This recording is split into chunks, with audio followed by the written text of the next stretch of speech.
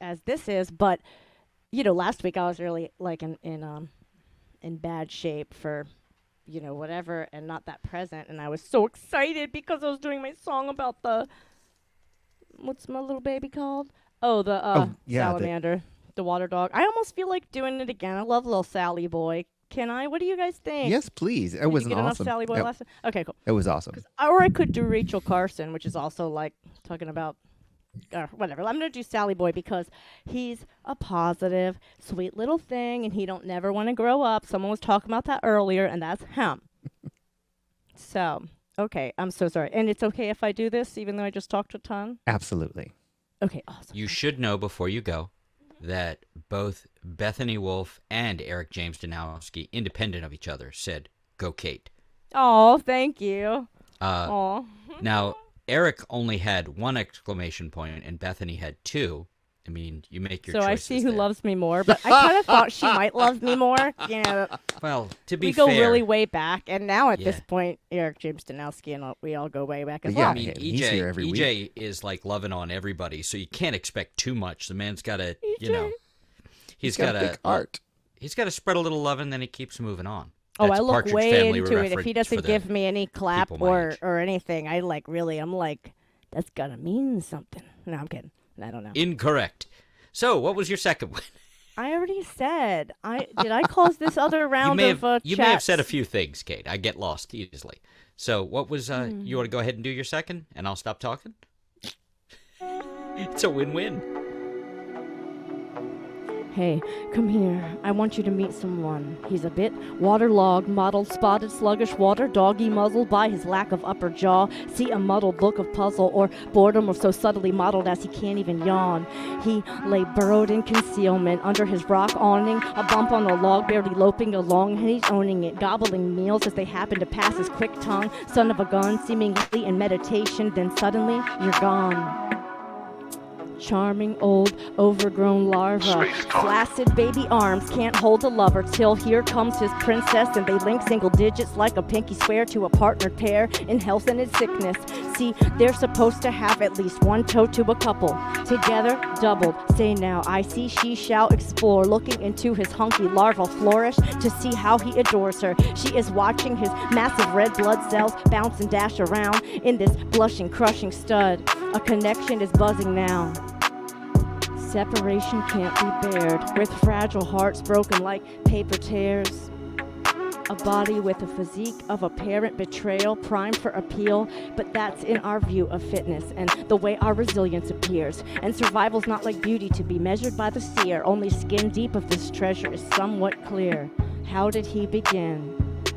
A whole century young and still in his placenta film skin, slimy and thin, distorted organs and a body a bit unfortunate. No longer is the will or ability to be a landlubber, willingly weakling, widow extremities, can't handle much with absence of some fingies. Too strenuous is metamorphosis and can't hold a candle to his still impatient hovering. If it's not a must to develop it, water dog don't bother with.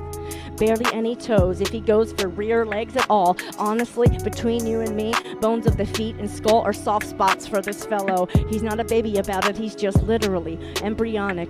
Peter Pan, and he can't help it. Forever, babe will never be a Toys R Us kid, or at least I doubt it. 'Cause the only thing in his will is to live. He has different limits instilled for what gives. He may not need the heart we feel so valuable, the brain we think reigns so powerful. His tongue must be quicker and keener than a sharp mind or a bullet so inferior. He's both simple and complex. A lot is going on inside of our friend, so let us dig in.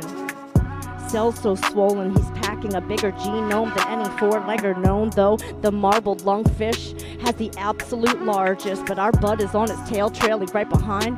Speaking of lungs, mud pups and water dogs function without, and instead breathe through his smooth dermis. This embryonic plethrodonted, he could use a prosthodontist, and within him is parasitic DNA gone haywire in the body of this fuddy-duddy, sluggardly little buddy with a serious look upon his face like, what's so funny, honey? And in his simple brain that can regenerate was their atomic fancification to create anatomic so fascinating yet grotesquely basic. Is that degrading? Maybe. Not known for his brains, brawn, or looks, but his species found a loophole that escapes all of us. And just like the majorly inflated genome, when the man himself manages to have a total lack of ego, and ballooning of the chromosomes, bloated belly full of confetti transposons, and scientists were avoiding reading its DNA because its sequence end makes math pi a sprinkle or a sprint. Like the hellbender, this fine salamander carries the parasitic torch of his ancestors from 200 million years ago. And often over time, one usually finds they've been pruning away at any threatening mutation which proliferates, and they're slow to dispose of those transposons don't accumulate. And they have the lowest of the low metabolic rate and the lowest need for oxygen of any vertebrate. These special guys' cells aren't specialized so well. Optic nerves with rumsprung neural fibers gone wild. The gray matter without single files for visual messages arrival. What does his tectum provide? While inside a wild ride of neurons chaotic, but with his misses by his slippery side, all feel symbiotic and fine. Ventricles held in walls like wet toilet tissue shells. Can't hold in feelings, see through it shows and tells. Seen as a hollow place, but maybe where his spirit dwells.